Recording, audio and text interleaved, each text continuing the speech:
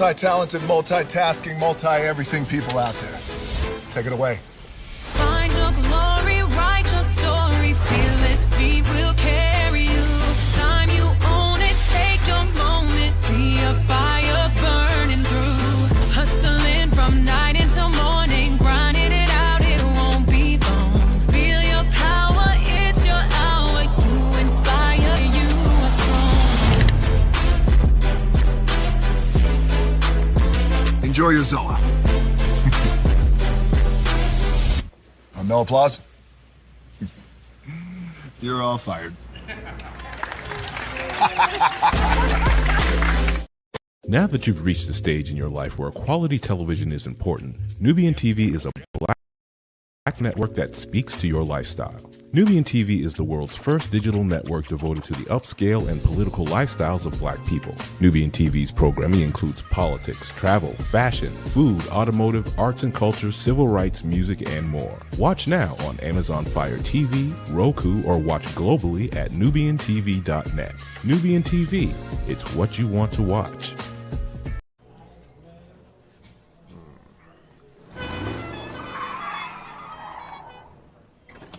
Come with me if you want to live a more delicious life.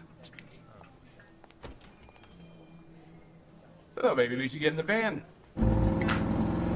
In this world, we don't get to control much. The past, male pattern baldness. Leggies. Got one right now. The urge to puff that bubble wrap. But there is one thing we do get to choose every single day: what we eat.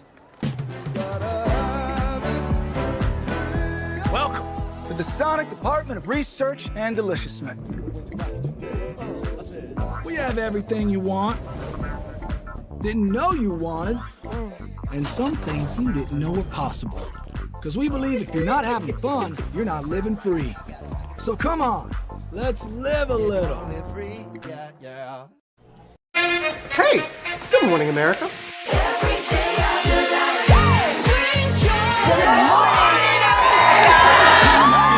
Good morning, America. Good morning, America. Good morning, America. Money! Are you ready? They are ready. Covering the biggest events in the country right now. There's a lot going on here this morning. It's always a good time. That's what the show's about. That's good. Really good. Very good. Coming in hot, Jimmy, coming in hot. It's far from elementary. Oh. Good morning, America. I'm not going to try to strut like Michael or anything. I have known George a long, long time. Have you ever gotten him to dance? Look at that face. You don't just see it, you feel it. I'm in. I'm in. I'm in. I'm in too. I'll be there. I am here and so happy. I'm in. I'm in too. I'm in. That tells you something when Snoop Dogg's in. Michael, George, where? Ginger.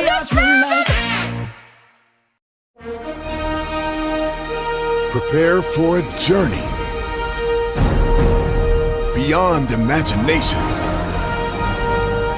beyond belief, beyond anything you've experienced before.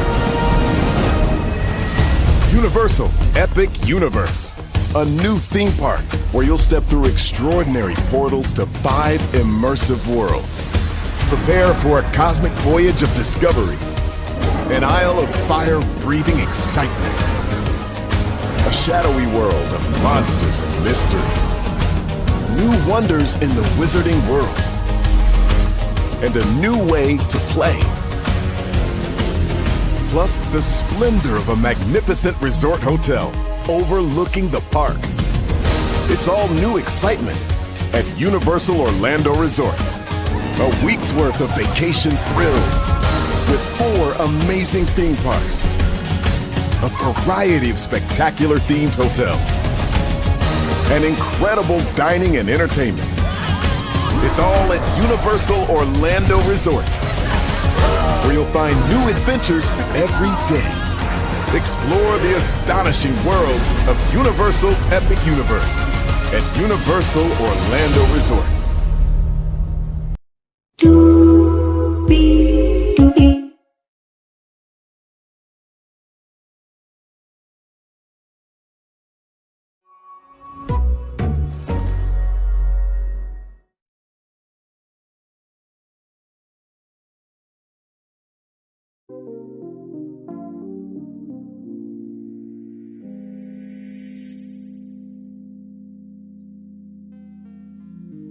Well, hello to you, and you. Welcome into another edition of Braylon's Virtual Tour Live. Glad to have all you here. You know, it really is quite sad. It's not just P. Diddy that has done the most, but there are some females with P. Diddy energy. You know, what goes around comes around. And when you try to do the most to others, the most ends up getting done to you too. Child, listen. God is in control. One thing about me, my receipts don't come back null and void. Last time I checked, when you get asked by somebody, it's up to them to make the call. Not for you to tell them what call to make. With that being said, oh, by the way, if it doesn't apply, let it fly. But if you let it fly, it must apply. Higher is waiting, low is available. But either way, we are live on tour. I saw 5 people, 6 people. The Bush campus.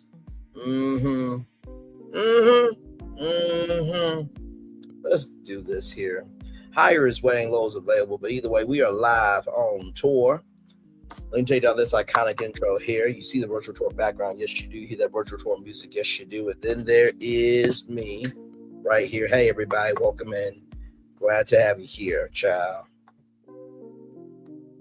Just a damn shame.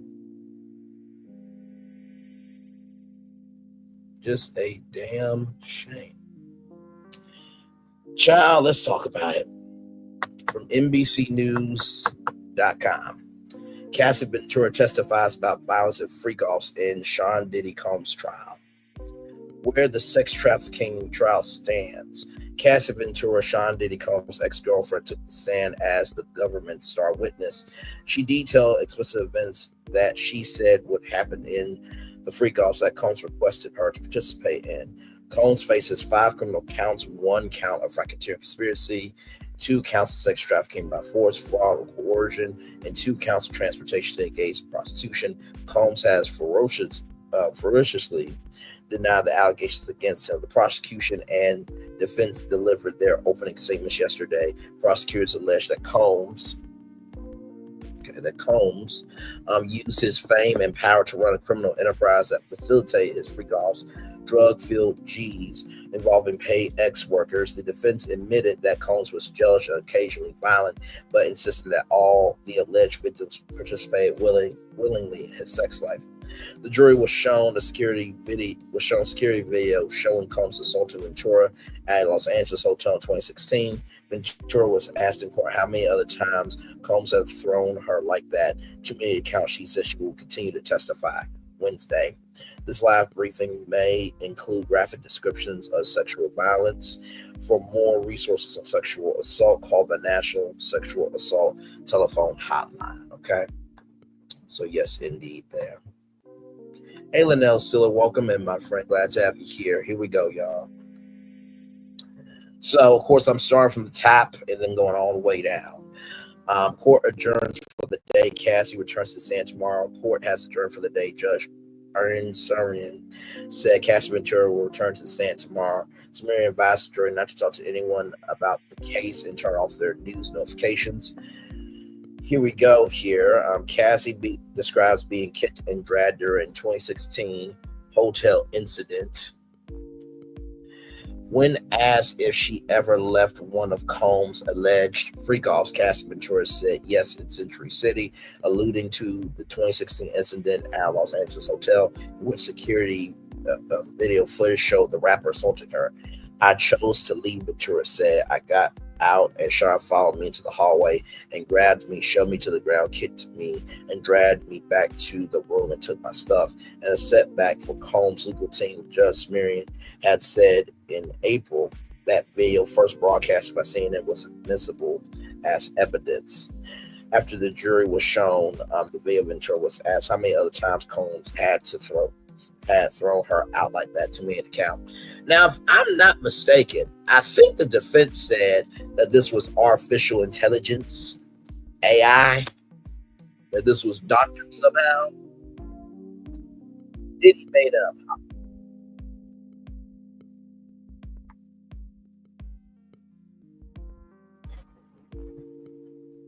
Here it is here. And it's still up on his Facebook. This was soon as the video footage for what happened.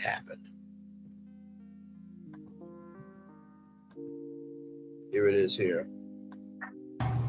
It's so difficult to reflect on the darkest times in your life. Sometimes you got to do that.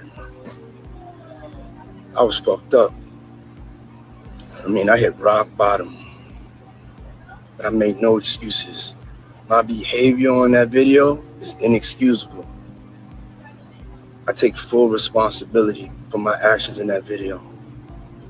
I'm disgusted. I was disgusted then when I did it. I'm disgusted now. I went and I sought out professional help.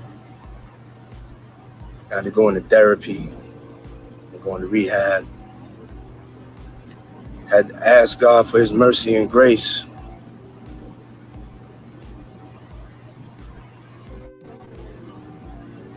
I'm so sorry. But I'm committed to be a better man each and every day. I'm not asking for forgiveness. I'm truly sorry.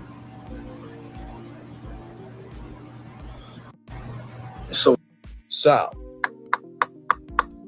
he said his behavior was indefensible, but yet the defense said that that was artificial intelligence stuff. Everybody remembered that video, right? Everybody remembered it. I played it here on Virtual Tour Live. There was no words I could say that could describe how I felt. Everybody remembers where they were that day when that video came out.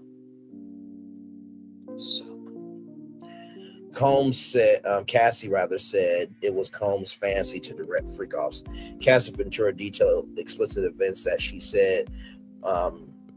said would happen in the freak-offs that Sean Combs requested her to participate in. Sometimes she said, Combs would join in as she had intercourse with the sex worker. Other times he would watch from the corner. He would also set up phones on FaceTime so he could watch from another room. Now, wait a minute. Wait a damn minute. Now, FaceTime is... Hey, what's good, brother? I am in Jamaica, man. Yeah, I'm on vacation. It's good to see you. How are you feeling? Why in the hell does Diddy need FaceTime so he can watch everything from another room when he's in the house? Why in the heck? You know what? Okay, chill. Okay. That's crazy, bro. It was his fancy to direct it, what to say, how to act, she said.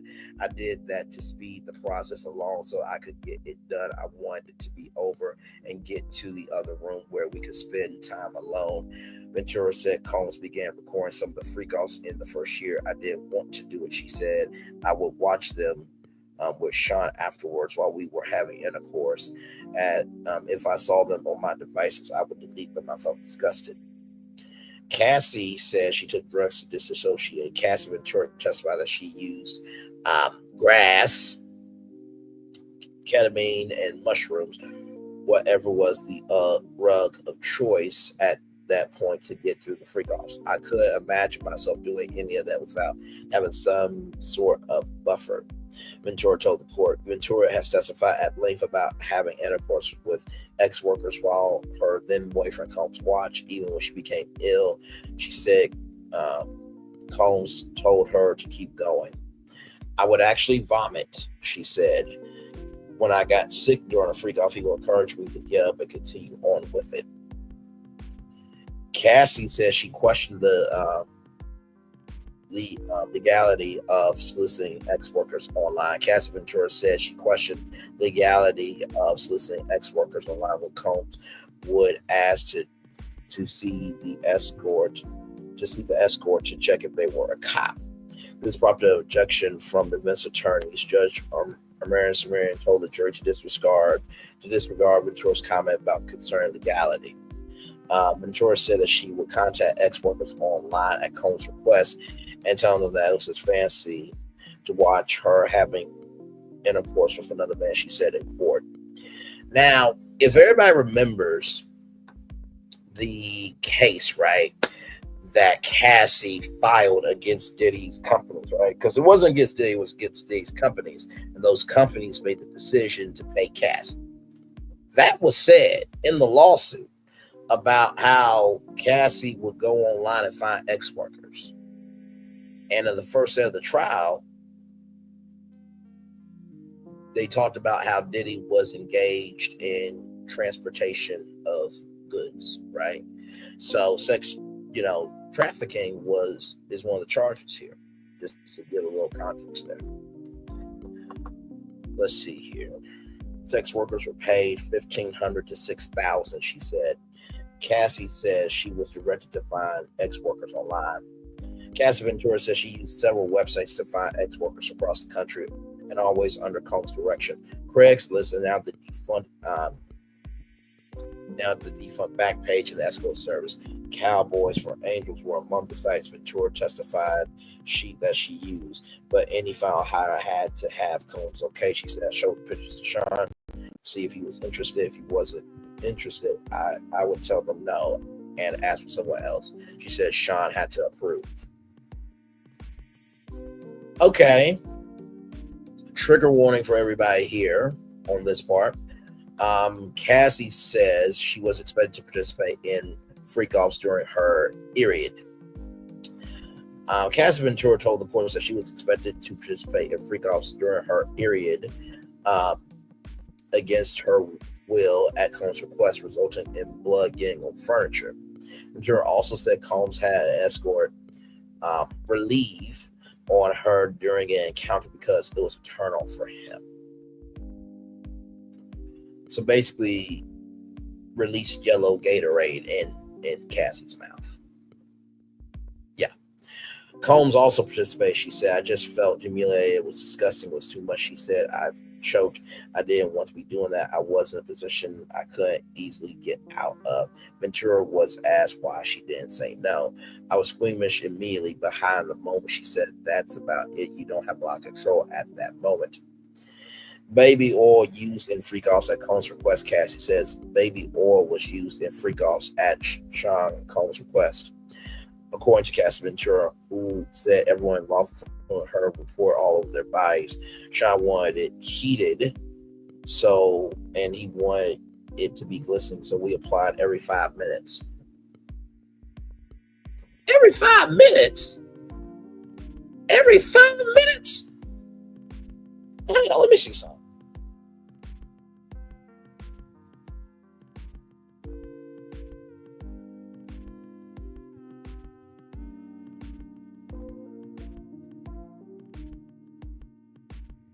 Hang on, y'all.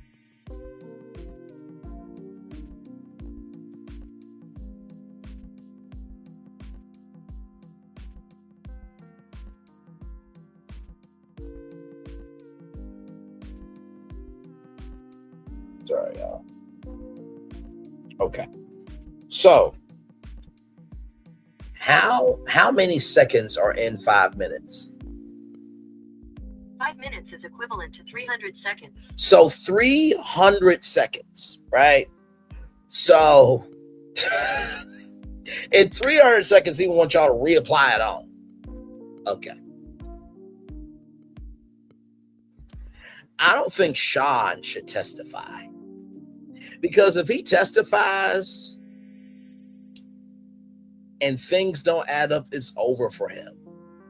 And like I said before in the description box of this particular tour, I said that in the ABC News live show called The Burden of Proof, the case against Diddy, one of the on-air experts said that, Cassie could be a star witness for the end of the trial. But for Cassie to be at the beginning of the trial actually makes more sense because, for one, she's pregnant. But number two, they're building the trial off of Cassie, right? So a couple of things. One, like I said, Cassie's pregnant. Number two, this settlement was settled one day after, right? And the lawyer said that because Diddy settled, this doesn't mean anything at all. So if it didn't mean anything, why would you say it didn't matter? So do you not know that they are using that lawsuit to not only lay the foundation, but use it as a guide? So when every other witness comes to the stand, they will also reference Cassie's testimony and lawsuit throughout the whole trial. So Cassie's in the midst of all this, right?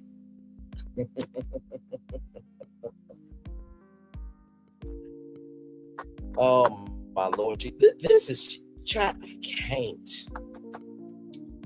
Ventura said there was a pool-filled baby oil during the freak off at the Montage Beverly Hills, in which she got into at Combs' request. That Sean wanted it to happen. It was going to happen. There was no way around it.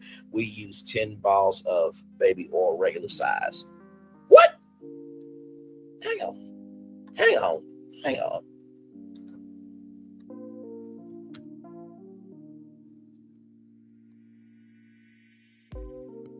So here is 14 ounce right here, right? $7.29. That's a 14 ounce bottle of baby oil. You took 10 of these to fill a pool. What type of pool was it? Is it going to be entered into evidence? Like, we need some tactile evidence here. And then here's a pack of 48. Hang on, because remember, Diddy had 1,000 bottles of baby oil, right? Okay, hang on. 48 plus 48 plus 48 plus 48 plus 48 plus 48 plus 48 plus 48 plus 48. Oh, hang on. Plus 48 plus 48 plus 48 plus 48. Hang on. We're going to get to that 1,000.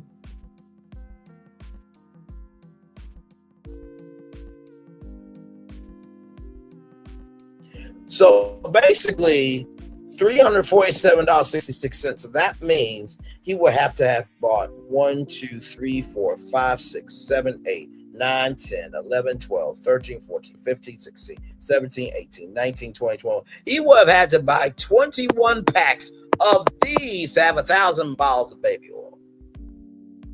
1, 2, 3, 4, 5, 6, 7, 8, 9, 10, 11, 12, 13, 14, 15, 16. 17, 18, 19, 20, 21.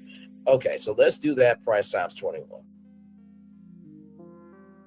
So $347.66 times 21. That would be a bill of $7,300.86. Okay. Ventura also mentioned other items used in freak offs, including Astroglide, lubricant, and gloves. Staff would bring the items, but if the freak off was last minute, Ventura would bring them. So wait a minute.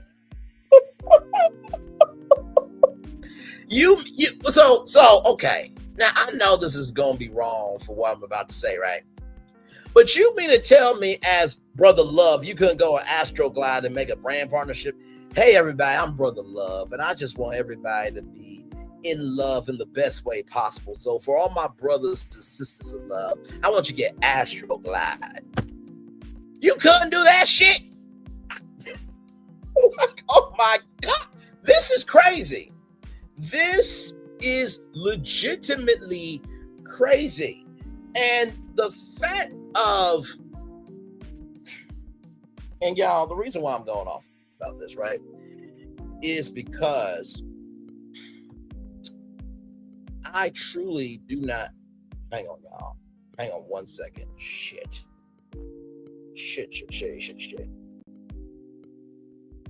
Hang on one second, y'all. Hang on one second. Hang on. 1 second. We're still live on tour, y'all. Give me a moment. Give me 1 moment. Hang on, y'all. Still live on tour.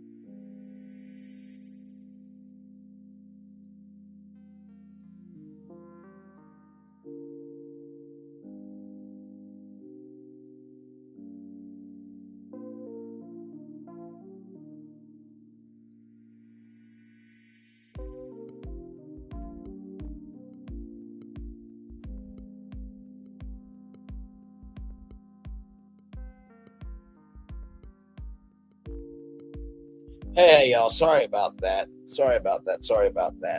I'm back to this. I just had to check in on something, y'all. But yeah, that was crazy. Cassie describes Combs as a scary person. Cassie said she was always conscious of appeasing Combs and did everything possible to stay in his good graces. I didn't want him to be upset or not trust me. She testified he was a scary person. He would be violent. She said as they engaged in freak offs in all of the homes, hotels, listing several places in California across the country. Cassie got emotional when recalling feelings for Combs. Cassie Ventura got emotional in court this afternoon when she was asked what she enjoyed about being with Sean Combs. Ventura, who is 8 months pregnant, was crying and grabbed a tissue as she answered the question. So that's the thumbnail that you guys are seeing there on this channel. When we had one-on-one time, she said, when you care about somebody and love them, you don't want to disappoint them. Ventura began to cry again when showing an email she wrote to Combs in which she said, I really need to uck. So who you gonna call someone? Combs wrote back, I want to uck you. Are you crazy? Ventura responded. When asked why she wrote that, she said, because that's how I felt. So that was Cassie Ventura in court today. Child, it's just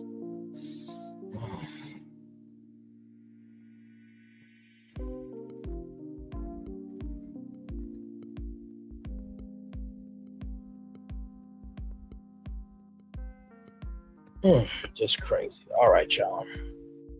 Cassie felt disgusting and humiliated during freak offs. Drug-filled G's were a regular element of Cassie Ventura's time with Combs, even though she hated virtually every moment of it. The former partner testified, I felt pretty horrible about myself. I felt disgusting. I felt humiliated. She said, I didn't have the words to show how horrible I felt. I couldn't talk to anyone about it. The witness recalled drinking alcohol and taking ecstasy for when first having intercourse with a sex worker for Combs Entertainment. I was high, so I didn't feel much. She said, did this really happen to me? I didn't know what was going to happen after that, if we were going to do it more frequently. I said yes to more. I didn't want to make him upset or angry. Combs confessed voyeurism fantasy before proposing freak offs. Cassie said Sean Diddy Combs had voyeurism fantasy, according to Cassie Ventura, mentioning it to her in the first 6 months of the relationship. He described it as a fantasy where he would want to see me have sexual interactions with another male. So watch, Ventura said in court, and she agreed because she didn't want to upset him. Ventura said she was 22 when Combs first proposed freak offs. I loved him. I didn't want him to think I thought anything bad of him. Ventura said of the experience. Combs was ready to confront Suge Knight in the middle of a freak-off, Cassie says.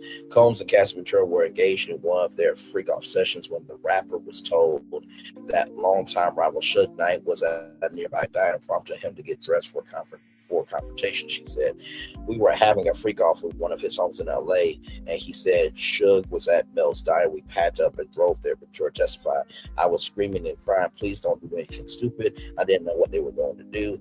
Now, Knight is now serving a lengthy prison term after pleading guilty to voluntary manslaughter. Combs had pals in his safes in his homes. Cassie said Sean Diddy Combs had pals in his safe in his multiple homes, according to ex-girlfriend Cassie Ventura. Ventura, who sometimes had access to these safes, said Combs had pals in New York, Los Angeles, Miami, and New Jersey. She said she saw the pals outside the safes a few times. The safes also contained cash, jewelry, and videotape. She said when she asked if she ever handled any of Combs' alleged pals, She said she was handed a POW at a club in downtown Los Angeles to put in her bag while she was on mushrooms. I was freaking out. It was going to go off, she said, adding that she handed the POW to someone else after she left the club. Ventura said it wasn't the only instance that she came in contact with one of Combs' alleged POWs. The POWs came out here and there. I always felt it was a little bit of a scare tactic, she said. Now, I do remember in the lawsuit that there was a situation where I think it was when they went to Mel's Diner that Diddy wanted Cassie to hold the POW for him. Don't quote me, but I think that was the case, right? So yes, indeed, there. Visibly pregnant, Cassie appears in courtroom sketch. The sketch shows Sean Diddy Combs watching his former girlfriend, Cassandra Cassie Ventura, is born in today. Combs would take away Cassie's electronics and cards expungement. She testifies Cassie Ventura recalls how Combs would lash out at her by taking away her electronics, cars, and other possessions as a form of punishment. He would take the car away, the house, jewelry. She said the physical things didn't matter, just wanted his approval.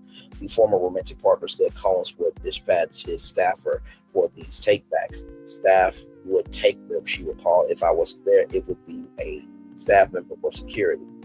Cassie says Combs controlled her career and appearance and said she looked too Mexican. When Cassie Ventura came back to the stand after a lunch break, she said Combs had a final say on her career and her appearance. While James Cruz manager told her that he was doing it with one hand tied behind his back and that everything had to go through Combs, she said. Ventura also said Combs made comments about her physical appearance, including telling her that she looked too Mexican, that her hair looked bad, that her nails needed to look a certain way. Have you heard of Christina Milian? Hello? You know what? Let me just pull it up.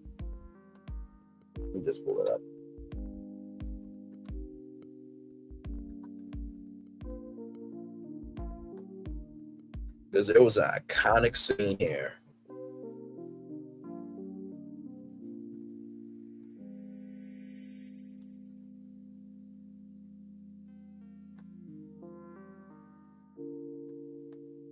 It's gonna load up.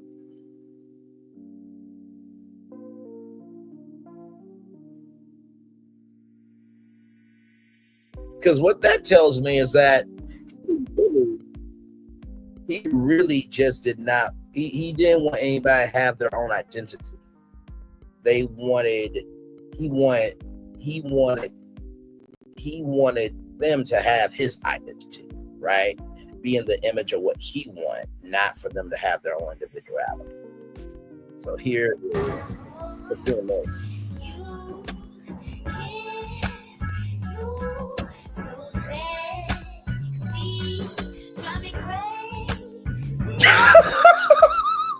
If you don't remember that scene from Love Don't Cost a Thing,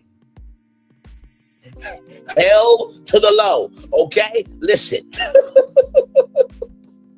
Shoot, don't make no damn sense.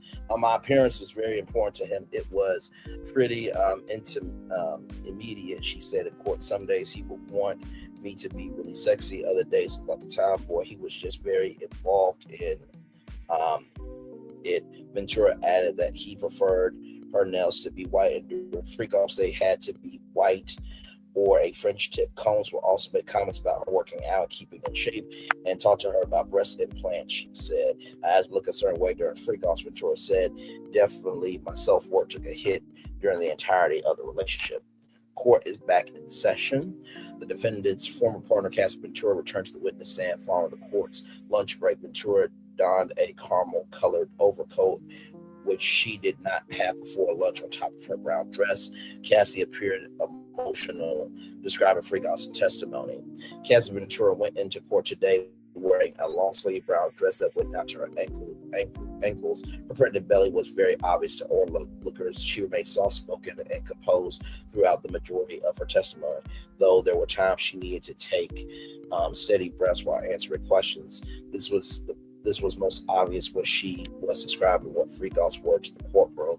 She dabbed her eyes a few times with tissues when answering a question. Ventura kept adjusting herself several times during her testimony, mostly keeping her hands clasped in her lap, though there were times she rubbed or pressed down on her stomach. When Cassie first began discussing Freakoffs, a member of the courtroom yelled out, "That's disgusting." She expressed concern that Cassie was made to testify about such things while pregnant as a courtroom after being told by a U.S. Marshal to conduct herself as she would be in a courtroom. Well, here's the thing: you can't tell the people what to do. If they feel that was disgusting, it was disgusting, and it was disgusting. Combs flashes heart hands to family members. Courtroom sketch shows Combs making a heart gesture to family members arriving at his trial today. So right there. Court is on lunch break. U.S. District Judge Arlene Surin dismissed the jury for a 40-minute lunch break. All parties should be back in court by 1 p.m. as defendant's former partner, Cassie Ventura, continues her testimony. Freakoffs lasting up to 4 days became Cassie's primary job. She said, as Cassie Ventura says, Freakoffs became her job and there was no space to do anything else. Staying out for days on end, taking drugs and drinking, having sex with a stranger. She said in court there would be 36, 48, 72 hours. The longest was 4 days. Ventura said that she also recorded hundreds of songs despite only releasing one studio album, one mixtape. The Freakoffs took priority over her music career. She said Sean decided I could not release another album. Combs would check in unannounced at homes where Cassie lived. She says Cassie lived in multiple homes across Southern California, and Combs made it a point making an unannounced visit when she was residing at a place he paid for. She said, and depending on his mood, he would frequently pop in without noticing, check in once without noticing. According to the witness, it was a stomach and knots moment. Did not know what was going to come of the visit. She told the court. Combs' mood swings will often lead to violence, Cassie says. Cassie Ventura described Combs as muscular, saying his moods swung different ways quite a bit. Ventura said his moods affected her greatly. That's an example, of this. And that example of this, was abuse he allegedly inflicted on her, even when she wasn't the reason. He was in a bad mood, make the wrong face, and the next thing I knew, I would get hit in the face. She said in court, he would say, "Watch your mouth." Cassie said Combs was with Kim Porter when they started relationship. Cassie Ventura said that Combs was in a relationship with Kim Porter when they started a physical relationship. Ventura said in court that after a Miami trip where she and Combs had intercourse for the first time, they began to spend more time together. Their relationship was not public for many years. He just didn't want to look bad, but also knew it was because his children and personal things like his family. Ventura said when he asked who he was with at the time, Ventura said Kim Porter. Cassie recalls first sexual intercourse with Combs while high on a boat in Miami. Cassie recalled having sex for the first time with Combs.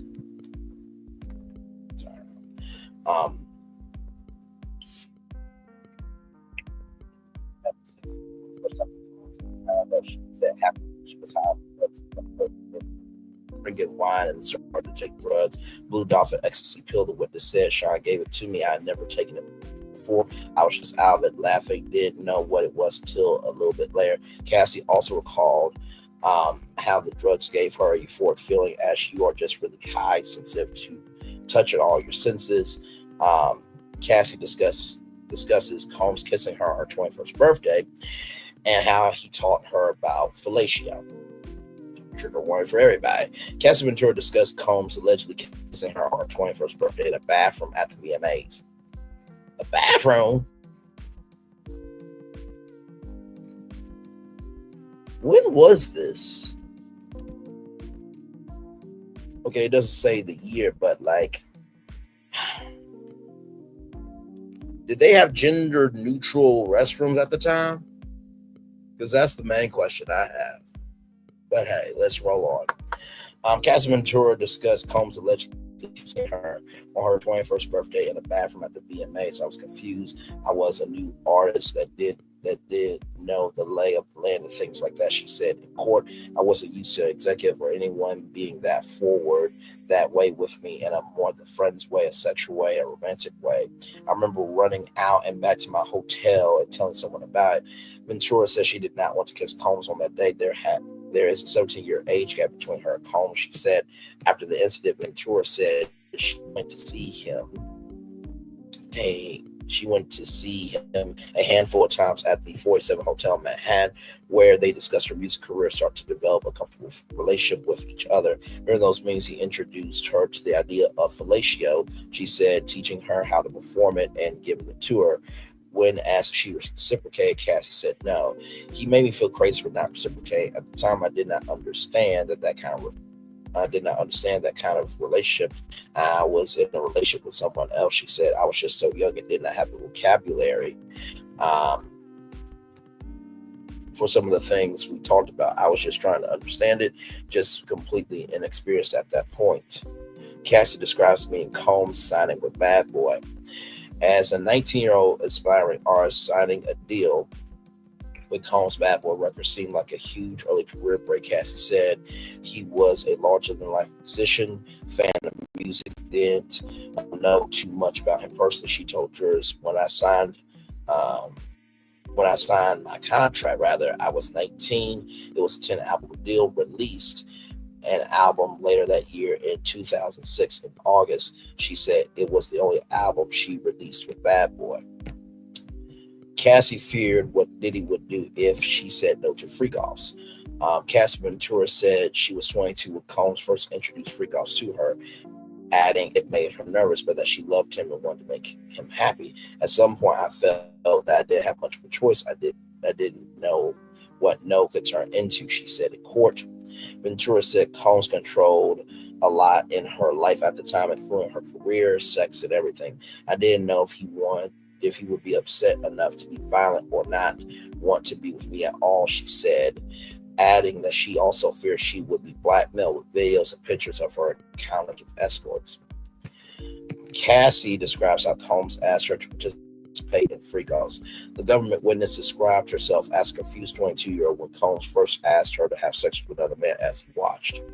I was 22 at the time. My stomach churned, didn't have a concept of how that would be a turn on, but I accepted the responsibility. Cassie testified, I was confused, nervous, but also loved him very much and wanted to make him happy. Even she didn't like these kinds of sexual encounters, Cassie said she just wanted to please Combs. It wasn't something that I wanted to be doing, especially as regularly as it became. She said, but then again, I was in love and wanted to make him happy. At some point, I felt like I didn't have much of a choice. Cassie discusses the Intercontinental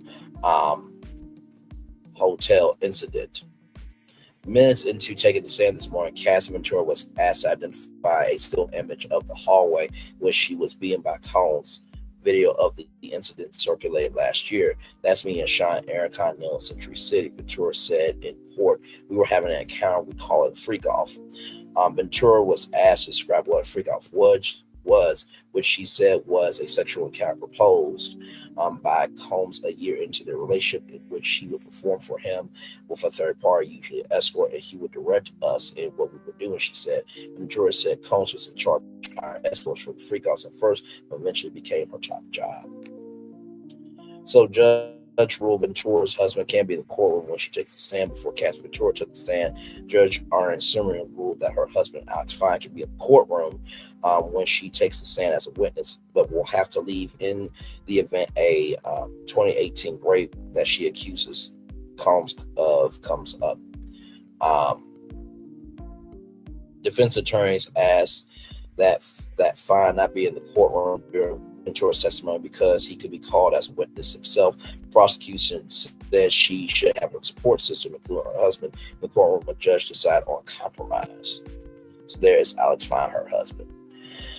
Cassie describes frequent violence she allegedly suffered at Combs' hand. Ventura told jurors that Combs was often violent towards her during the course of their 10-year relationship. They Yes, there were violent arguments, usually resulted in physical abuse and dragging different things. She told jurors he would mash my head, knock me over, drag me, kick me. When asked how often this would happen, she said frequently. The injuries were frequent and visible, according to the witness. Usually I would get knots on my forehead, black eyes, red eye, bruises, all over my body. It just depended, Ventura added. Then right here, Cassie Ventura takes the witness stand. The government called Combs' former partner, Cassie Ventura, to the witness stand. She is wearing a brown, snug fitted dress and shows off her pregnancy as she takes the stand, indicating the defense lost their motion to have her see it for the jury. So before the jury returns, they could not see her pregnant stomach. Prosecutor Emily Johnson said to question the government's star witness. So I know I've been reading a lot, but question to the defense: why did y'all not want the jury to see her pregnant? Oh, because you didn't want them to have an emotional soul. Got it. And what's Cassie supposed to do? She's supposed to hide the fact that she's pregnant? Child, this is crazy. Male escort testimony wraps up after a brief cross and redirect from attorneys. Daniel Phillip is finished with his testimony and has left the stand. There is now a 10-minute break in court. Like I said, all this happened this morning that I'm reading. So we start off, where we are now, in the middle of the afternoon and then the morning. So I'll catch you up with everything that happened today. Sex with Cassie was directed by Combs. Male escort says that male escort's sexual encounters with Cassie Ventura all came under the direction of Combs. The sex worker testified as prosecutors seek to blunt the defense effort to cast these acts as consensual. All of Phillip's sex with Ventura were paid jobs. Phillip said under redirect questioning by prosecutors, replying how he once wasn't compensated because he couldn't maintain an erection. Wow. Okay, then. On cross-examination, Phillip denied he ever saw Ventura outside these paid events or had developed any romantic feelings for her. The defense wants to paint any Phillip Ventura encounters as consensual and perhaps undermine the government's assertion that Combs was using his business as a criminal enterprise to satisfy his sexual desires. Defense asked male escort if he had feelings with Cassie. An attorney for Combs pressed Daniel Phillip, a male escort who is alleged to have had multiple sexual encounters with Cassie Ventura, on if he had feelings for her. Attorney Xavier Donaldson asked Phillip if he thought he was establishing a bond with Ventura, to which he said correct, but when asked if he thought he was in a relationship with her, he said incorrect. Phillip also described a situation in which Ventura was scared and shaking after Combs allegedly hit her. When Combs left the room, Phillip and Ventura started kissing, were moving in the direction of having intercourse. He said Phillip said he lost his erection after Combs came back in the room. Phillip was also asked if he told fellow prosecutors last year that he was jealous when Ventura and Combs were having sex, to which he said he does not recall. Defense presses male escort on if Cassie was drunk or high during sexual encounters. Combs' team repeatedly brought up whether Cassie Ventura was drunk or high in her sexual encounters. The male escort seeming to contradict prosecutors' allegations. Combs forced her to take drugs. Phillip, the escort, who said he was paid to have sex with Ventura as Combs watched, recalled only one instance out of several accounts with Ventura when she did appear to be under the influence. Male escort returns to testify. Daniel Phillip, the male escort who told jurors he witnessed Combs' alleged attacks on girlfriend Cassie Ventura, entered the courtroom to resume its testimony. Judge Arnon Severian has yet to rule on what kind of explicit material will be shown in open court or if Ventura, the government's star witness, should be seated on the witness stand before jurors enter the room. The defense fears that Ventura, who is 8 months pregnant, would be an unfairly sympathetic witness if jurors see her in this state. But what did you expect?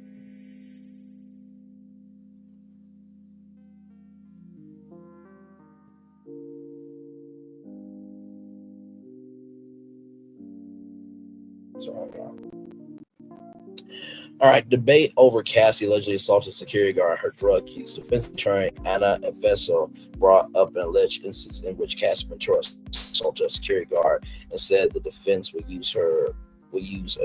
address her alleged drug use. Prosecutor Emily Ann Johnson said the alleged assault is a prior bad act that does not assist her credibility. As Severo argued that prosecutors say violence was a part of Ventura and Sean Diddy Combs' relationship, but actually that it was related to Combs believing that his longtime girlfriend was cheating on him. As Severo also said the prosecutors were attempting to blame Combs for Ventura's drug use, but that the defense will argue that she did that for her own free will. Judge Ernest Surin overruled prosecutors' objection. Defense wants to tailor sexually explicit material shown in court. Combs' attorneys asked Judge Ernest Surin to carefully edit what kind of explicit material is shown in open court, saying much of it amounts to porn. There is no aspect to any of these videos the government is looking to put into evidence that it's not adult pornography, that it is what it is. People who are new having intercourse or about to have intercourse, defense lawyer Mark Fellow said it's a privacy issue and it's pornography. What would the press do if they had it? Well, sir, your client had the videos for a long time. So Robert Bala, an attorney for news organizations covering this trial, said our preference is for videos to be shown open court. Testimony is not a substitute for this videos. Bala said the people in the press should be able to see justice being done and to see if these people were being coerced. Facts. Combs is back in court. Sean Diddy Combs arrived back in court today wearing a cream-colored shirt with slacks, similar to what he wore in court yesterday. He waved to his family in the courtroom. Defense does not want jurors to see a pregnant Cassie Ventura. Sean Combs' attorneys are opposed to jurors seeing the government star witness Cassie Ventura is pregnant. The defense would want the 8 months expected Ventura seated on the stand before jurors enter court, because I think there's a prejudicial quantity. Defense attorney Mark Fellow told the judge, pregnancy is beautiful and wonderful. It's also a source of potential sympathy. Really? I cannot. Male escort will return to witness stand. Daniel Phillip, the male escort who testified yesterday, will return to continue cross-examination today. Judge Ernest Surin ordered Phillip not to speak to his attorney even overnight before he comes back to testify again. And court resumed this morning. Court resumed at 9:15 a.m. Yesterday ended with the defense cross-examining Daniel Phillip, a stripper who testified that he was paid thousands of dollars to have sex with Cassie as Combs watched. So that is everything that has happened upon this day. Rachel Dransfield, welcome in. I think this is your first time here. Welcome in. Glad to have you here.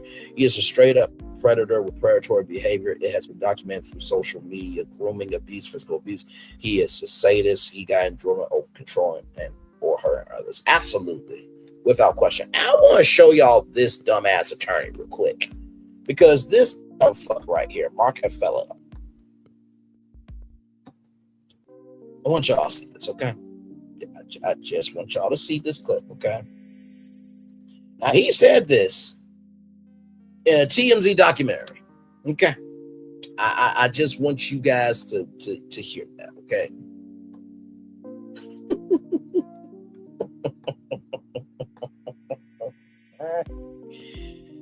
Oh my God, child! This was just ridiculous. I just could not believe this when I heard this.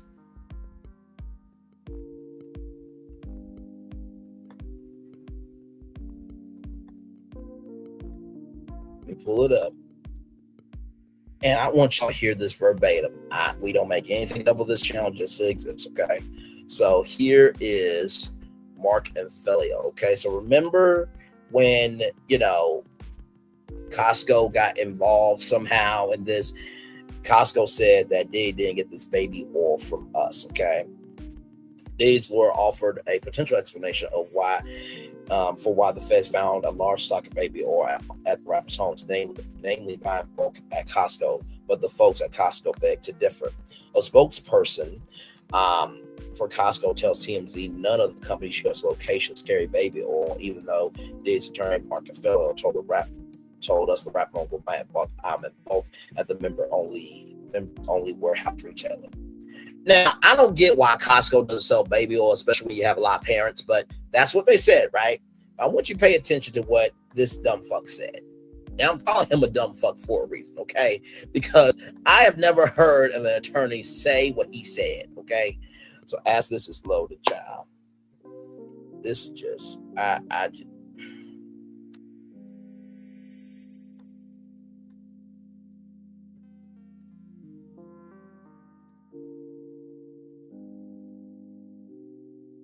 Come on now.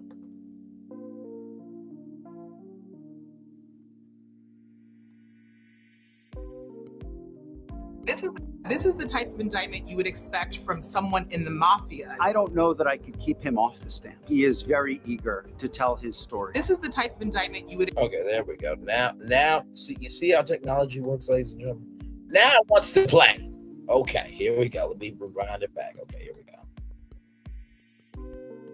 This is the type of indictment you would expect from someone in the mafia. I don't know that I could keep him off the stand. He is very eager to tell his story. They're going to show that video over and over and over about what happens to women that won't change their stories. His reputation is over. The United States government, they start making this case as a takedown of a successful black man. TMZ presents The Downfall of Diddy, The Indictment, now streaming on Tubi.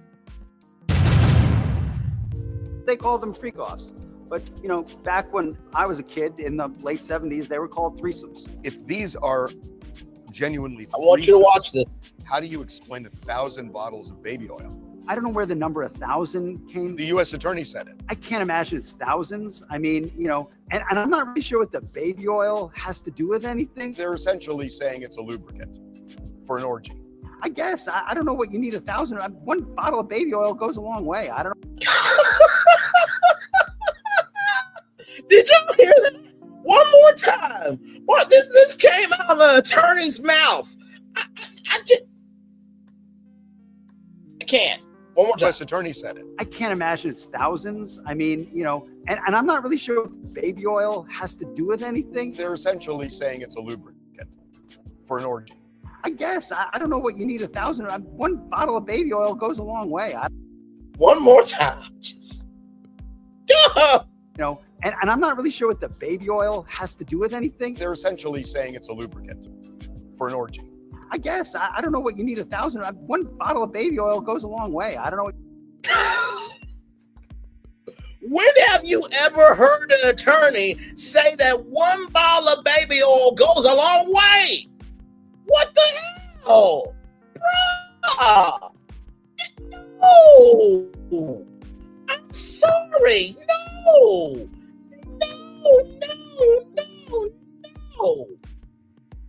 Any of y'all in our virtual audience here, have y'all ever heard of an attorney saying one bottle of baby oil goes a long way? Listen. What? How would you know? Hey, my thoughts. Good to see you, my friend. How would you know that one bottle of baby oil goes a long way? How would you know that, sir? Oh, you didn't need 1,000 for. I mean, he has a big house. He buys in bulk. You know, I think they have Costco's in every place where he has a home. I mean, have you sat in a parking lot of a Costco and see what people walk out of there with? Not 1,000 bottles of baby oil. I don't think it was 1,000. I think it was. Let's just say it's a lot. Okay. So I don't know what you need 1,000. One bottle of baby oil goes a long way. I don't know what you need 1,000 for. I mean, he has a big house. He buys in bulk. You know, I think they have Costco's in every place where he has a home. I mean, have you sat in a parking lot of a Costco and see what people walk out of there with? I don't know what you need 1,000 for. I mean, he has a big house. He buys in bulk. You know, I think they have Costco's in every place where he has a home. I mean, have you sat in a parking lot of a Costco and see what people walk out of there with?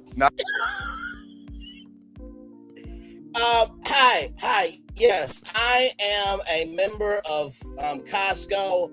I do not like this defamation that's happening. I want to sue Mark Effelio for defaming my character, for saying I buy baby bottle oil, baby, what? Child, I want to sue Mark Effelio for saying that me as a Costco member buys bottles of baby oil in bulk. I want to sue for defamation. After this case, can I sue? What the hell is wrong with you? Oh my God. Y'all, we're going to take a commercial break. We got more. Y'all, this is the second day. Like, comment, share, subscribe. We'll be back right after this. I can't do this.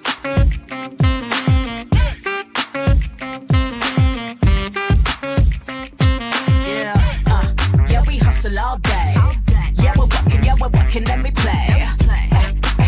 You know me, work real hard, now we're ready, let's play. Ay, hustle up, yeah. Ready, set, let's go, yeah.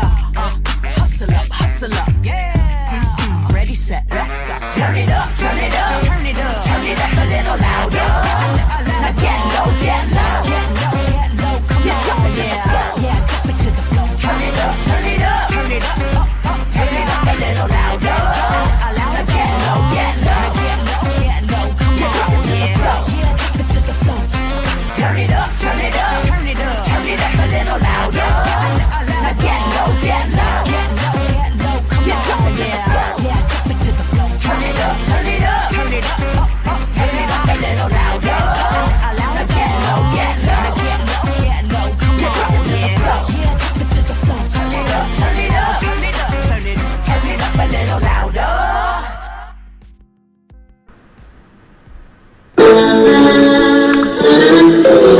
Sweet morning dew, one look at you, and it was plain to see you were my destiny.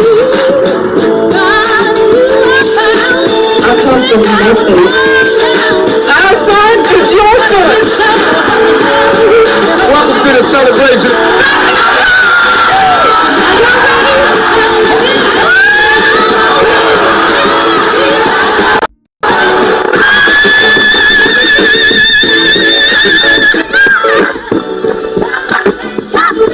We all we got.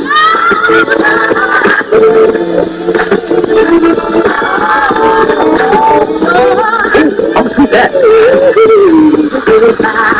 Don't you leave here today with happiness. I want you to leave here with shame.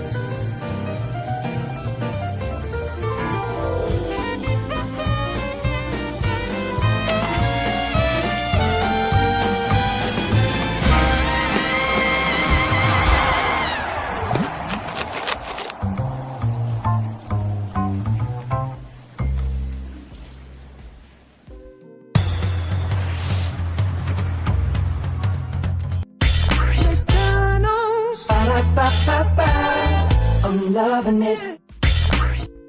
Y'all right back. Welcome back into Braylon's virtual tour live. If you're wondering why Harvey Lemon is looking like that, I paused it because in this clip, Mark Felio said one bottle of baby oil goes a long way. He said that in a publicly available, viewable documentary. Now, I'm not saying to the prosecution that they should go to TMZ and get this clip and then throw it up in court. But, you know, anything is submittable in evidence as long as it relates to the case. I still can't believe that he actually said that out of his mouth, that one bottle of baby oil goes a long way. So here is a clip here from ABC News. Here we go.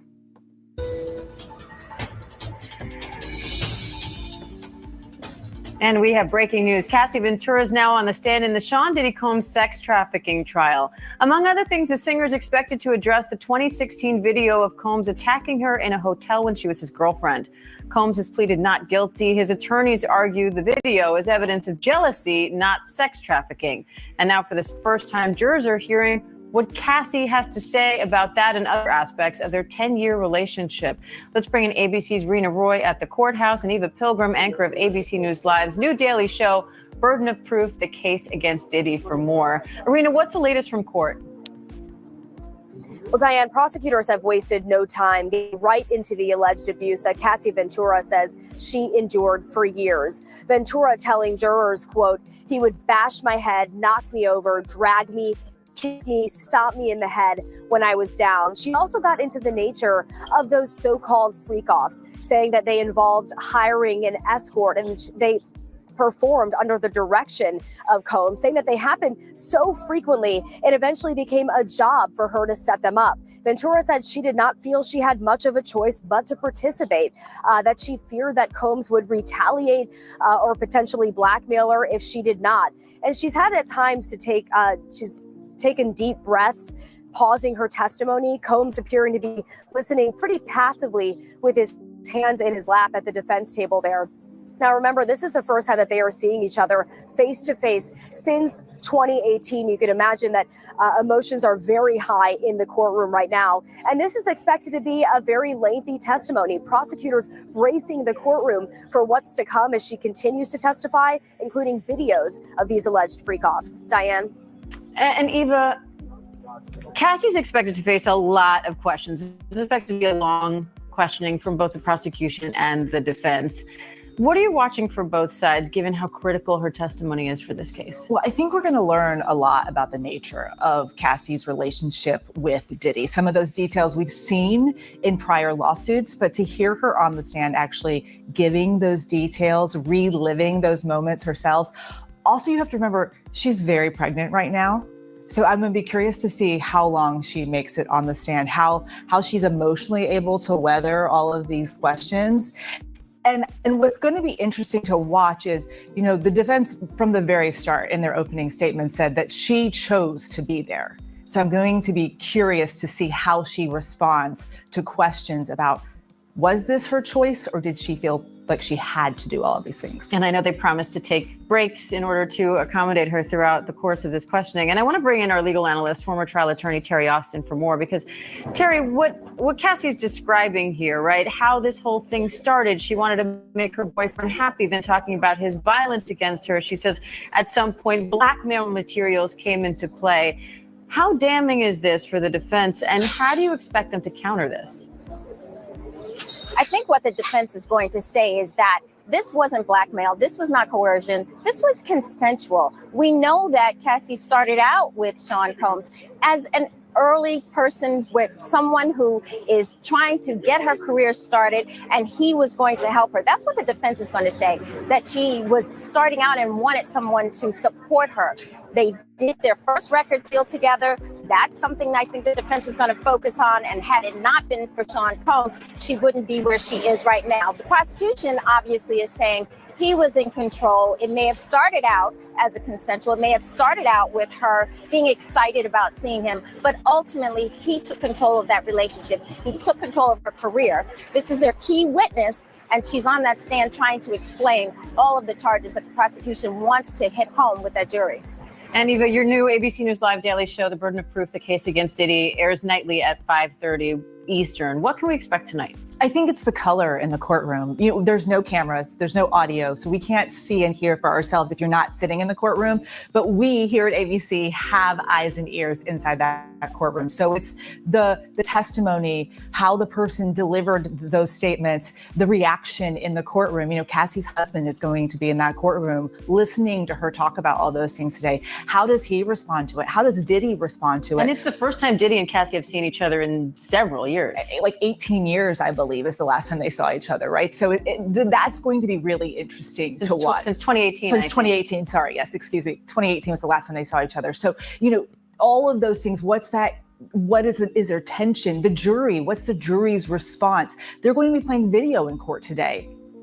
Watch the jurors, see how they watch that video. Could they watch the video? We'll be able to have some of that color so people can hear exactly what's going on in the courtroom. So interesting. All right, Rena Roy, Eva Pilgrim, Terry Austin, thank you. Thank you guys over at ABC News there. And then, of course, Reuters with the breakdown here. Basically, I'm just showing this just to add context to the destination that we are at here. But basically, this tells you everything that I just read in the NBC News updates. And the reason why I'm doing this, the format that I'm doing this, right, is because we're not Pam Esquire. We're not the lead attorney. We're not any of these other attorneys, okay? So go see them for that. Over here, we're giving the social point of view on that. My thought says Diddy is a clear case of letting money make you, instead of you make the money. He was bonded by the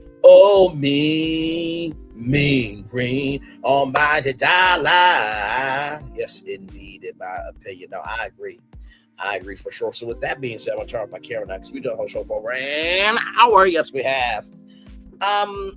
Like I said, second day. And like I said, I was supposed to hang out with my mom today, but it looks like it was going to rain, and I'll see her on another day. Plus, I had some business to take care of. Like I said, it's quite sad when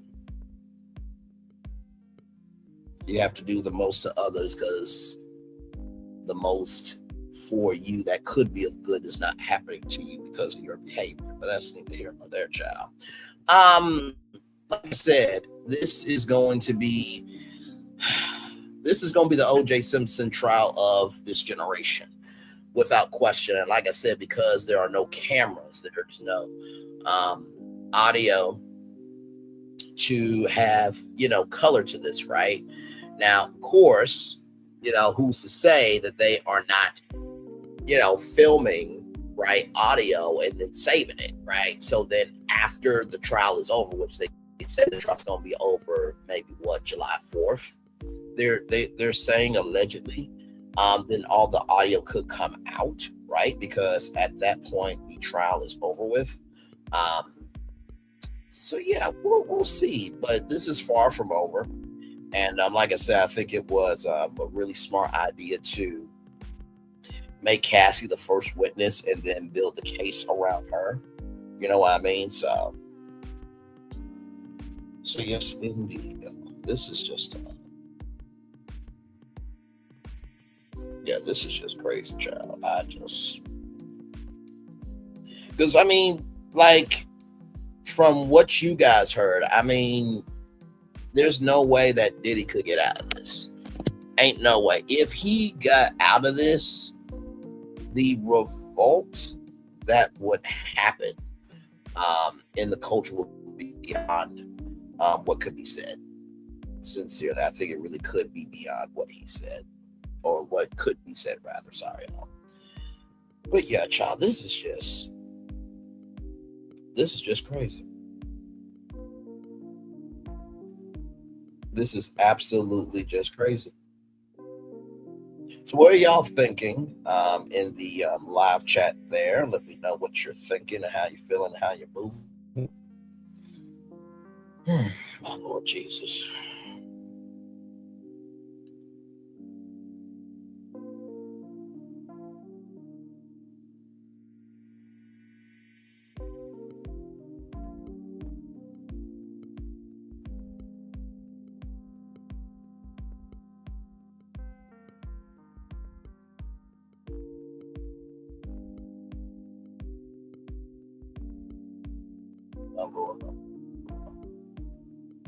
Like I said, this case is far from over, but I do believe they are getting the trail started for what's to come. Because all this stuff that we're hearing now is very light, and I don't say that to dismiss the testimony of what we heard, but there is more to come. Right, there is definitely more to come. Without question, you know what I mean. So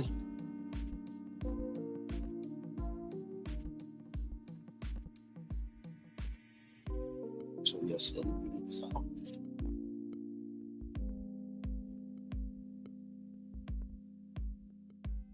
people in the this is your first time, welcome in the Braylon's virtual tour live. Glad to have all of you here.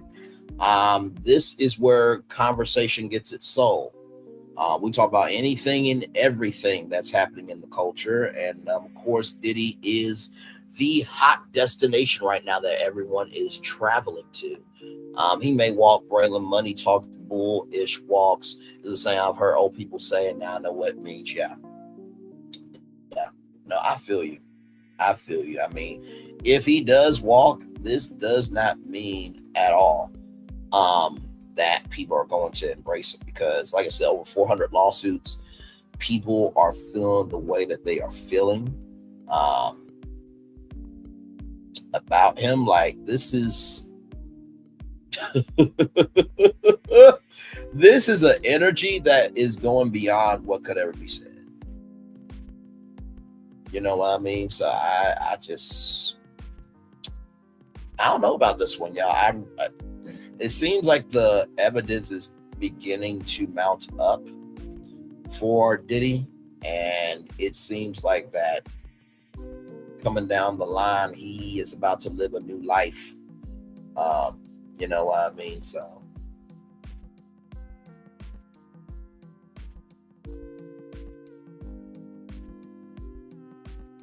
yes, indeed. Yeah.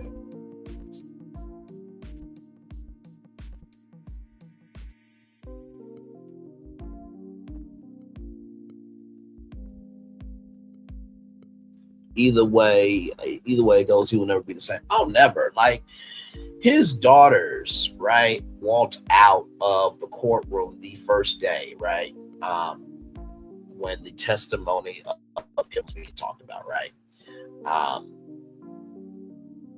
So yeah, I mean, for your own daughters to like walk out of your testimony, that should let you know how real this is. That even your own kids, right, they can't even stand to hear what their dad did. You know what I mean? So it's quite sad.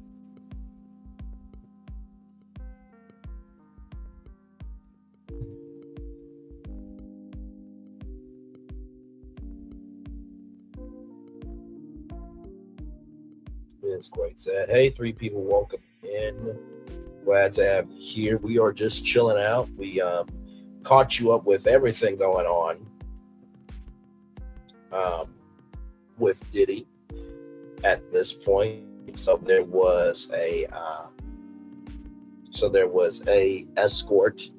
His name was Daniel Phillips. So he was the first witness.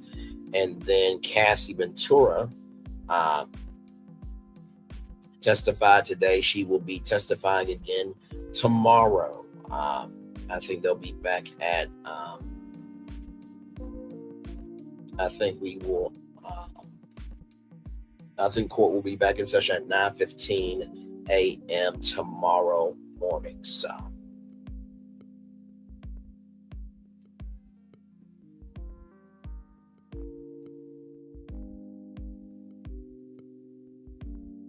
yes, indeed.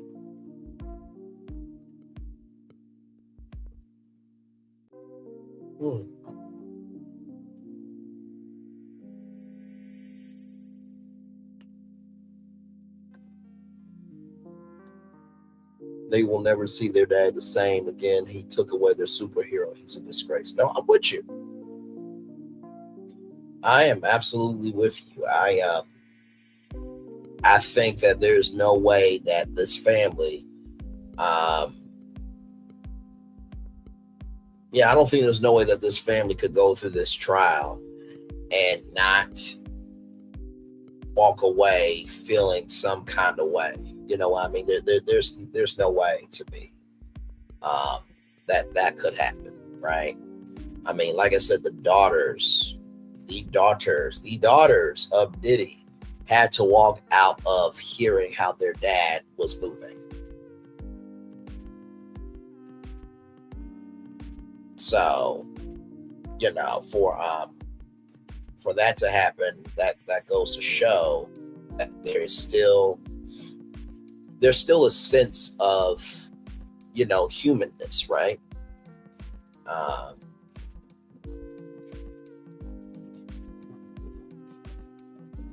Yeah, I just child.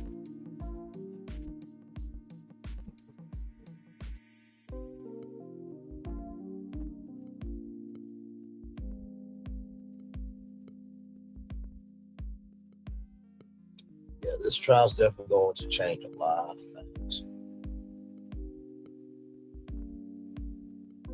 A lot of things, child. One person in the building, thank you so much for being here. Like I said, sorry y'all for being late. At 6:30, I had to take care of some things behind the scenes, child.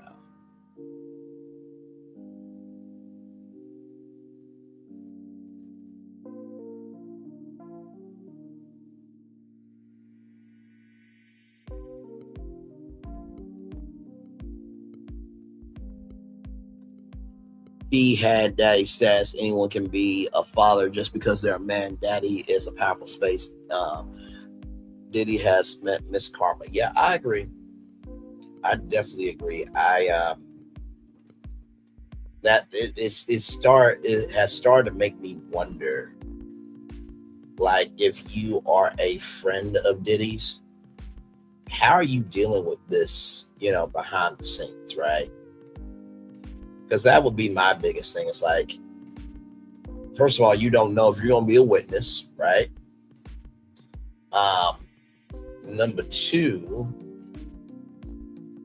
after it's all said and done, do you still continue your friendship with him? But number three, how does the industry move forward? Because this is a industry shattering case, right? We had Dan Schneider, the dark side of Quiet on Set, the dark side kids TV. We had Harvey Weinstein. We had Matt Lauer. We had Bill Cosby, right? So I'll be wondering if he did something to my kids, right? Right, and not to mention too, this is on top of Kanye West taking care of Diddy's kids more than his own kids. Right, so think about that for a second. The man who said that he believes that Disney is exploiting his selectively bred children on Hulu, he is taking care of Diddy's kids more than his own kids.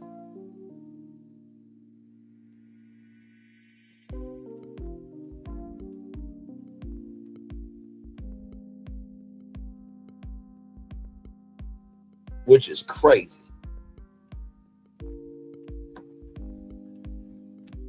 No, you're fine, my friend. You're fine. I think I'm gonna head out too. But I hope it was a good show for y'all. Got y'all caught up with everything that you need to know for the second day, and of course, tomorrow.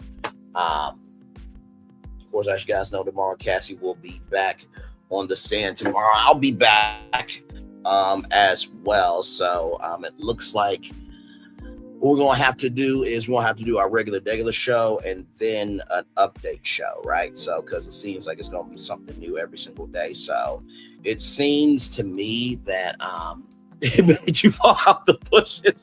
Understood, my friend. So, I feel like, and maybe y'all can kind of let me know what y'all are thinking, that it's probably best for us to do the end of the day with the Diddy case, because I really love how NBC News they end it, they start the day and then they give you all the updates. So we come live on tour, then we go from the back end and catch you up to the beginning, right? So we literally go through the day that was in the live. So we will do that as often as we can and still give you that diversity, you know what I mean? So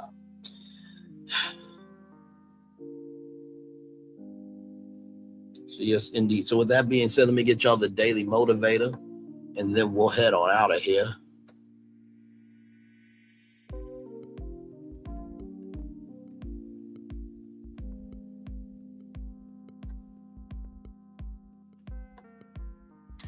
Here we go. Here, talent without genius isn't much, but genius without talent is nothing whatsoever. Paul Valerie.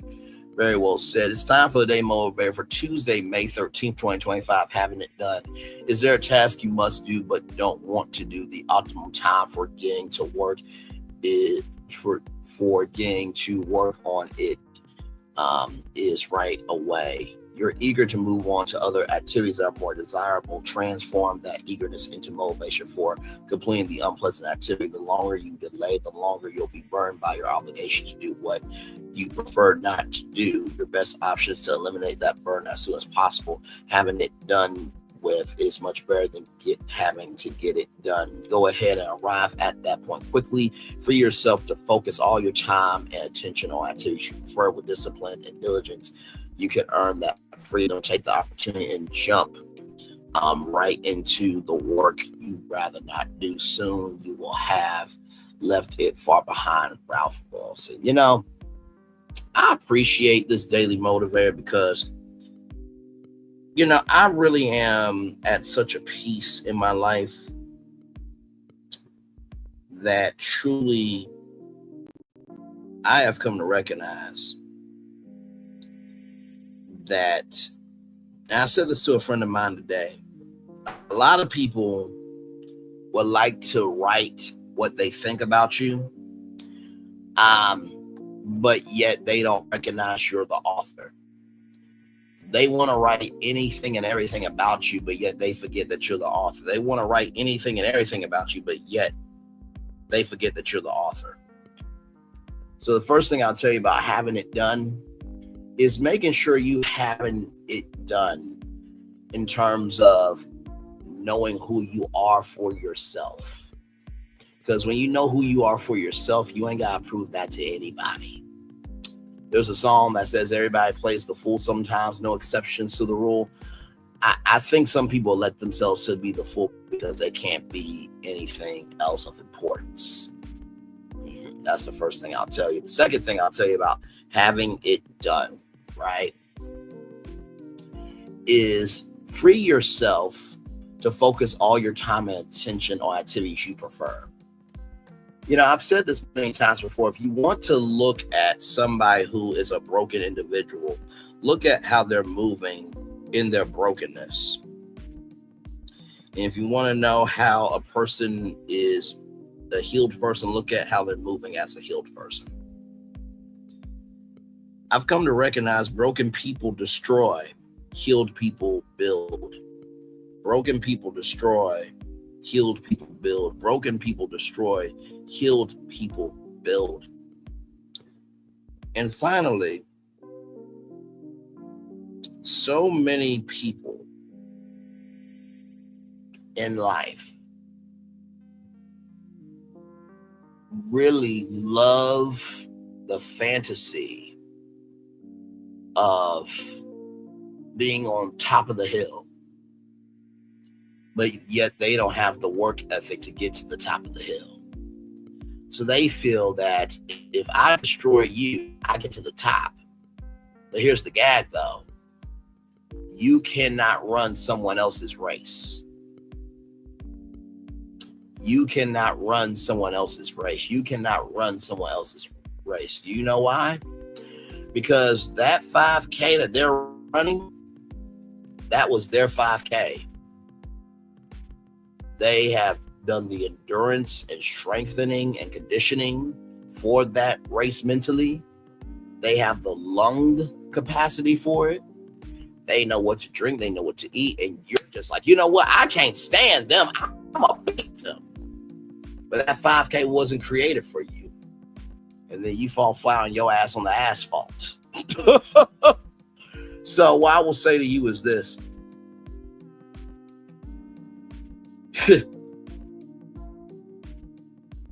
Anybody can do anything, but it takes somebody to do something. Anybody can do anything, but it takes somebody to do something. Anybody can do anything, it takes somebody to do something. And I promise you, if you remember Iron Man and that arc reactor, without that arc reactor, the suits don't work. So when you try to take out the source of something and destruction happens,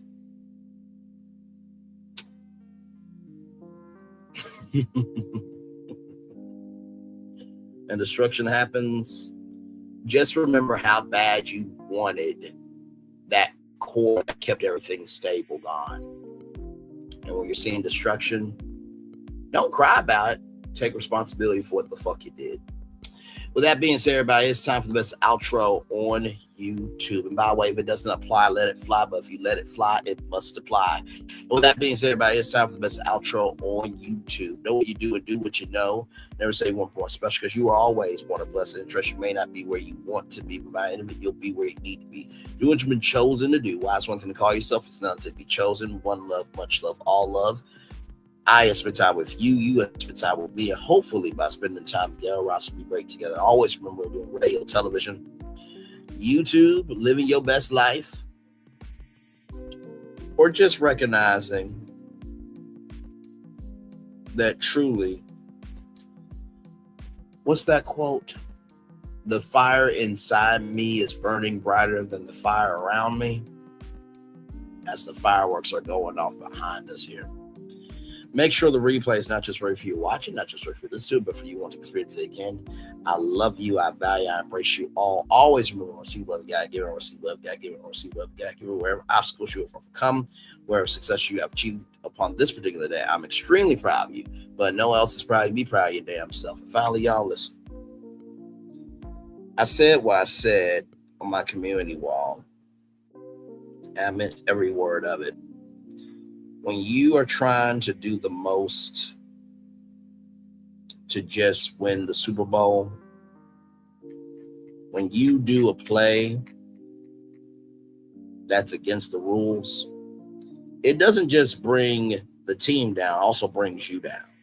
And there's this thing that they do in football called the review, where they look back at the play, and once they decide after the review, that decision is final. So before you make that play, ask yourself, are you really ready to make that play? Are you ready for the decision after the review? Because like I said before, some of y'all out there in life, you have a bigger opponent than the person that you're making a villain just so you can be a part of the story. You got bigger opponents in your actual life that you've been avoiding, that you don't have the faculties to whoop ass on physically or mentally. And you are so displacent of not being of anything of importance. You got to come on virtual reality to be somebody. Well, child, listen. I just hope that you're not a Tasha St. Patrick, because remember when Tasha tried Ghost, we saw she didn't make it at all. That's because she liked the fantasy of being known, but can't handle the responsibility of carrying herself with the energy of what it takes to be a somebody. Commercial break and fireworks coming your way for the day that was, for the day that's coming, for the blessings that are on the way for you, me, all of us, as a society, as a people, as a culture. I feel the love and send it right back to you. Good night, everybody.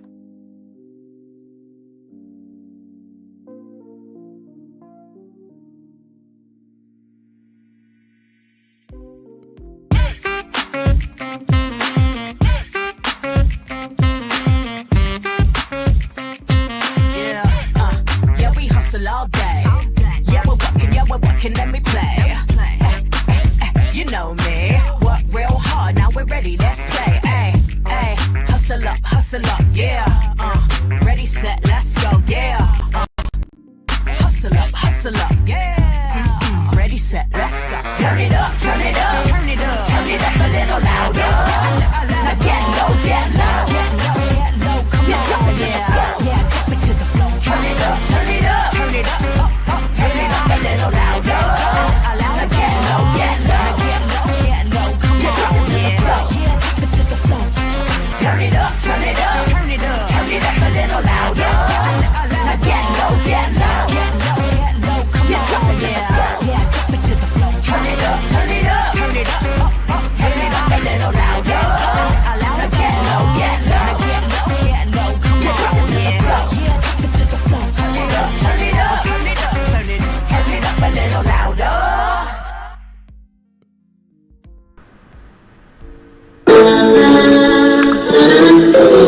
Sweet morning, I want to love you. it was plain to see you were my destiny. God, you were found. I come from nothing. Our son is your son. Welcome to the celebration.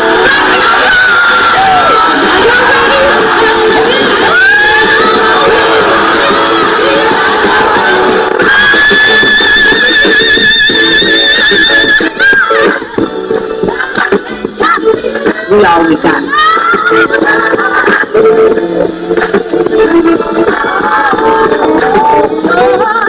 I'll see that. Don't you leave here today with happiness. I want you to leave here with joy.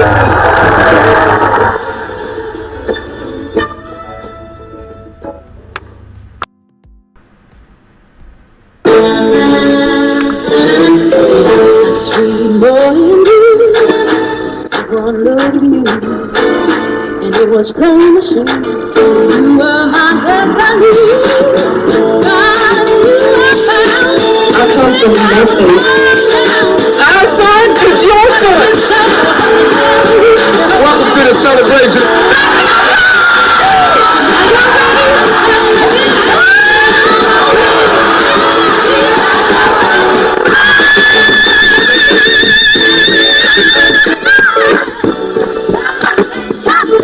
We all we got.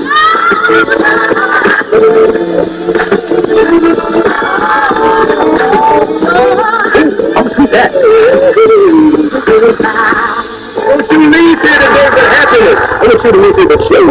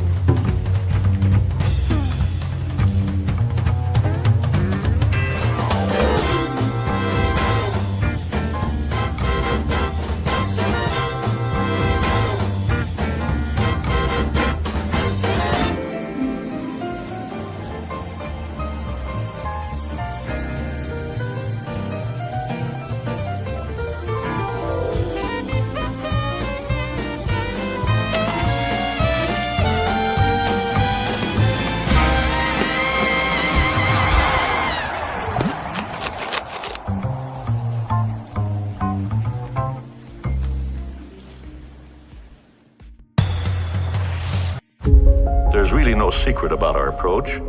We keep moving forward. With the hope that it will be a source of joy and inspiration to all the world. In Disney's 102-year history, there have been many defining moments and countless achievements. Today, we celebrate another thrilling moment, the creation of a spectacular new Disney theme park resort coming to Abu Dhabi.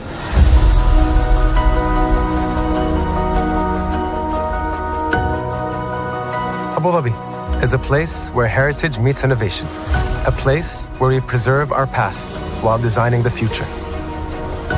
Bringing a Disney theme park resort to Yas Island, Abu Dhabi marks a historic milestone in our journey as a global family destination.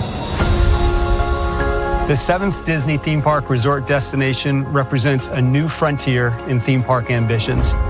Our resort in Abu Dhabi will be the most advanced and interactive destination in our entire portfolio. The location of our park is incredibly unique. It's anchored by a beautiful waterfront, which will allow us to tell our stories in completely new ways. Ultimately, this project will be a celebration of what's possible when creativity and progress come together. What we are creating with Disney in Abu Dhabi is a whole new world of imagination, an experience that will inspire generations across the region and the world. This collaboration represents a powerful fusion of Disney's unmatched legacy in storytelling and Mirar's commitment to bringing world-class entertainment to our guests. Abu Dhabi's vision for the future is to create a legacy for generations to come. Disneyland Abu Dhabi will be authentically Disney and distinctly Emirati. an oasis of extraordinary Disney entertainment at this crossroads of the world. It will bring to life our timeless characters and stories in many new ways, becoming a source of joy and inspiration for the people of this vast region to enjoy for generations to come.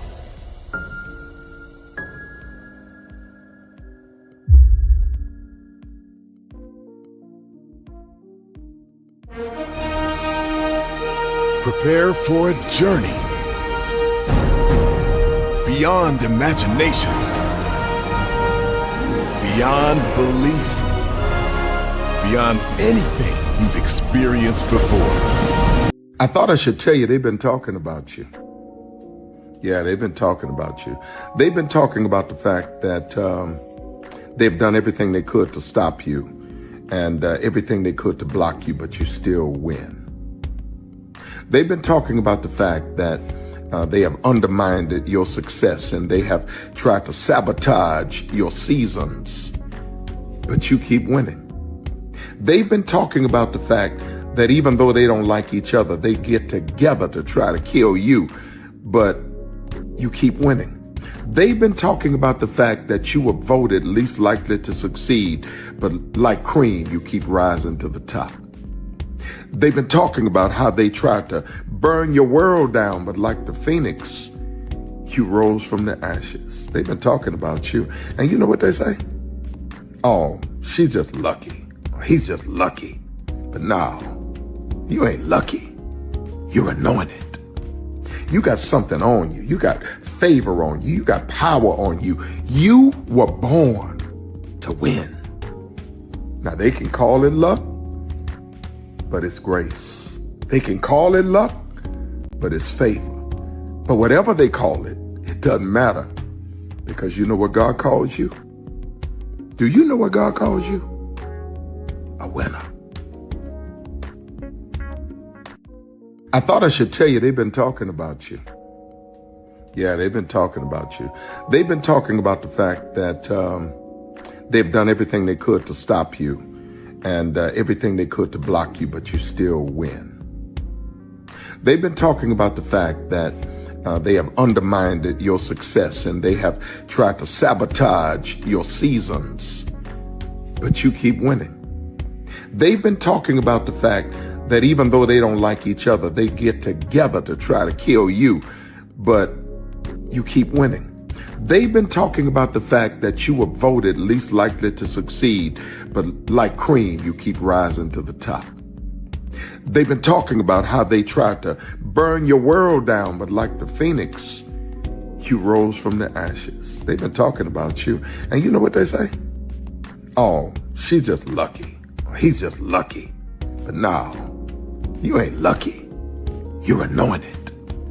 You got something on you. You got favor on you. You got power on you. You were born to win. Now they can call it luck, but it's grace. They can call it luck, but it's favor. But whatever they call it, it doesn't matter, because you know what God calls you? Do you know what God calls you? A winner. I thought I should tell you they've been talking about you. Yeah, they've been talking about you. They've been talking about the fact that they've done everything they could to stop you and everything they could to block you, but you still win.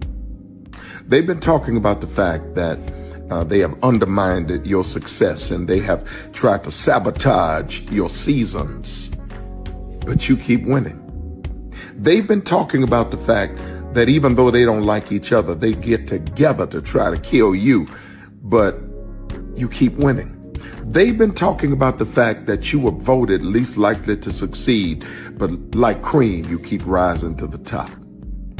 They've been talking about how they tried to burn your world down, but like the phoenix, you rose from the ashes. They've been talking about you.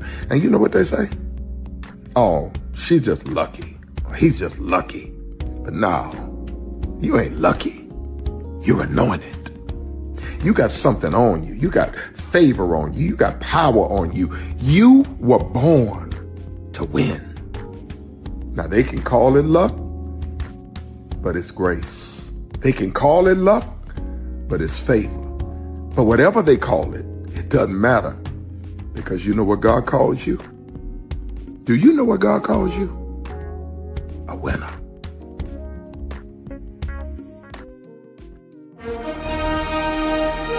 Prepare for a journey beyond imagination, beyond belief, beyond anything you've experienced before. Universal Epic Universe, a new theme park where you'll step through extraordinary portals to 5 immersive worlds. Prepare for a cosmic voyage of discovery, an isle of fire-breathing excitement, a shadowy world of monsters and mystery, new wonders in the wizarding world, and a new way to play. Plus, the splendor of a magnificent resort hotel overlooking the park. It's all new excitement at Universal Orlando Resort. A week's worth of vacation thrills with 4 amazing theme parks, a variety of spectacular themed hotels, and incredible dining and entertainment. It's all at Universal Orlando Resort, where you'll find new adventures every day. Explore the astonishing worlds of Universal Epic Universe at Universal Orlando Resort.